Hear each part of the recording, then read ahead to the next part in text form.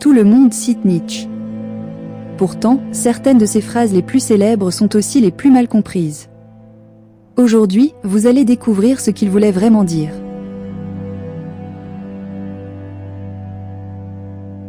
Deviens ce que tu es.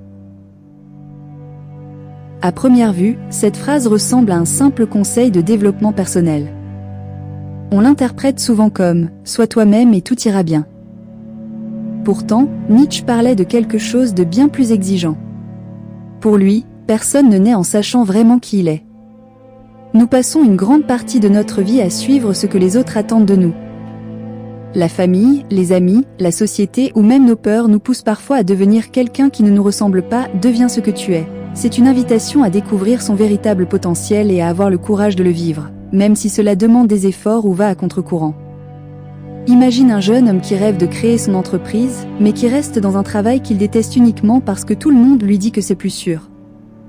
Chaque jour, il sent qu'il s'éloigne un peu plus de ce qu'il veut vraiment. Le jour où il décide enfin de suivre sa propre voie, il ne devient pas une autre personne. Il commence simplement à devenir celui qu'il était capable d'être depuis le début. C'est ce que Nietzsche voulait transmettre. Nous ne découvrons pas notre identité en restant immobiles. Nous la construisons en ayant le courage de vivre selon nos convictions, plutôt que selon les attentes des autres. Dieu est mort. C'est sans doute la phrase la plus célèbre de Nietzsche, et aussi la plus mal comprise. Beaucoup pensent qu'il voulait simplement dire que Dieu n'existe pas ou qu'il se moquait de la religion. Pourtant, ce n'était pas son véritable message. Quand Nietzsche dit que Dieu est mort, il explique que la religion n'occupe plus la même place dans la vie de beaucoup de personnes. Pendant des siècles, elle donnait un sens à l'existence et guidait les choix de la société. Mais, avec le temps, beaucoup ont cessé d'y croire. Le problème, selon lui, ce n'est pas seulement la disparition de cette foi. C'est que beaucoup ne savent plus par quoi la remplacer. Imagine quelqu'un qui a toujours suivi un chemin tracé par les autres. Un jour, ce chemin disparaît. Il est enfin libre, mais il se retrouve aussi perdu, sans savoir quelle direction prendre. C'est cette situation que Nietzsche voulait décrire. Pour lui, lorsque les anciennes certitudes s'effondrent, chacun doit trouver ses propres valeurs et donner lui-même un sens à sa vie. Cette citation ne parle donc pas seulement de religion. Elle nous pousse à nous demander sur quoi nous construisons notre existence lorsque plus rien ne nous indique automatiquement le bon chemin.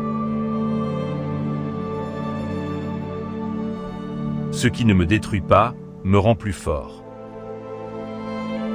Aujourd'hui, cette phrase est souvent utilisée pour dire que toutes les épreuves sont forcément bénéfiques. Comme si chaque souffrance nous rendait automatiquement plus forts. Nietzsche ne pensait pas cela. Il savait que certaines blessures peuvent briser une personne. Ce qu'il voulait dire, c'est qu'une difficulté peut nous transformer si nous choisissons d'en tirer une leçon. La souffrance, à elle seule, ne fait pas grandir. C'est la manière dont on y répond qui fait la différence. Imagine quelqu'un qui échoue à un entretien d'embauche. Il peut se convaincre qu'il n'est bon à rien et abandonner. Ou alors, il peut chercher à comprendre ce qui n'a pas fonctionné, améliorer ses compétences et revenir mieux préparer la fois suivante. Dans le premier cas, l'épreuve l'a affaibli. Dans le second, elle l'a rendu plus fort. C'est exactement ce que Nietzsche voulait faire comprendre. Les difficultés ne sont pas des cadeaux. Elles deviennent une force seulement lorsqu'elles nous poussent à évoluer, à apprendre et à avancer malgré les obstacles.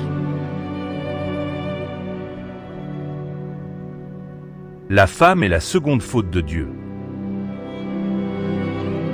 À première vue, cette phrase choque. Beaucoup pensent que Nietzsche détestait les femmes ou qu'il voulait dire qu'elles étaient un mal pour l'humanité. C'est d'ailleurs pour cette raison qu'elle est souvent citée sans aucune explication. Pourtant, les choses sont plus compliquées. Nietzsche écrivait souvent avec la provocation, l'ironie et l'exagération. Il cherchait à bousculer ses lecteurs, pas seulement à donner des vérités toutes faites. Cette phrase reflète aussi les idées et les préjugés de son époque, qui étaient très différents des nôtres. Imagine quelqu'un qui ne lit que cette citation sans jamais ouvrir un livre de Nietzsche. Il risque de croire qu'elle résume toute sa pensée, alors qu'elle n'en montre qu'un minuscule fragment. C'est comme juger un film entier à partir d'une seule image. Cette citation nous rappelle qu'il faut toujours replacer les paroles d'un auteur dans leur contexte. Sinon, on risque de leur faire dire exactement le contraire de ce qu'elles voulaient exprimer, ou de réduire une pensée complexe à une simple phrase provocatrice. Mieux vaut ne rien savoir que beaucoup savoir à moitié. Quand on entend cette phrase, on peut croire que Nietzsche décourage les gens d'apprendre. Comme s'il valait mieux rester ignorant que chercher à comprendre le monde. En réalité, il voulait dénoncer un autre danger, celui de croire qu'on maîtrise un sujet alors qu'on n'en connaît qu'une petite partie. Un savoir incomplet peut être plus trompeur que l'ignorance, parce qu'il donne une fausse confiance. Imagine une personne qui regarde 2 ou 3 vidéos sur Internet et se persuade qu'elle est devenue experte. Elle donne des conseils, affirme des choses avec certitude et refuse d'écouter ceux qui connaissent réellement le sujet. C'est souvent là que les erreurs commencent. Quelqu'un qui reconnaît ne pas savoir cherchera davantage, posera des questions et finira par apprendre. C'est exactement ce que Nietzsche voulait faire comprendre. Le vrai savoir demande du temps, de la curiosité et beaucoup d'humilité. Il vaut mieux admettre qu'on ne sait pas encore, plutôt que de vivre avec des certitudes construites sur une connaissance incomplète.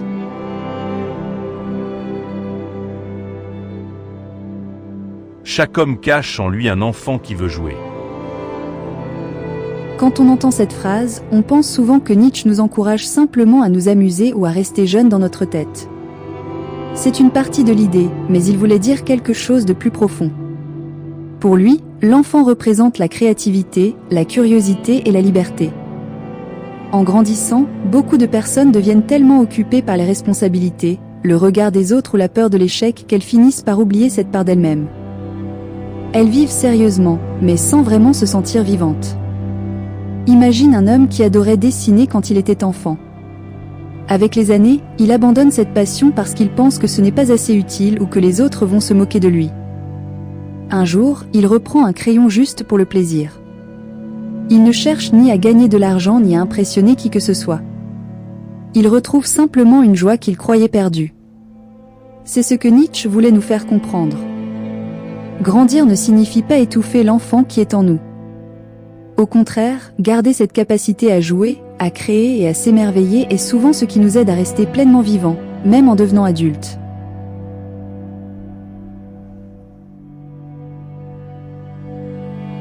Nietzsche ne nous donnait pas des réponses toutes faites. Il nous poussait à remettre nos certitudes en question et à avoir le courage de construire notre propre façon de vivre.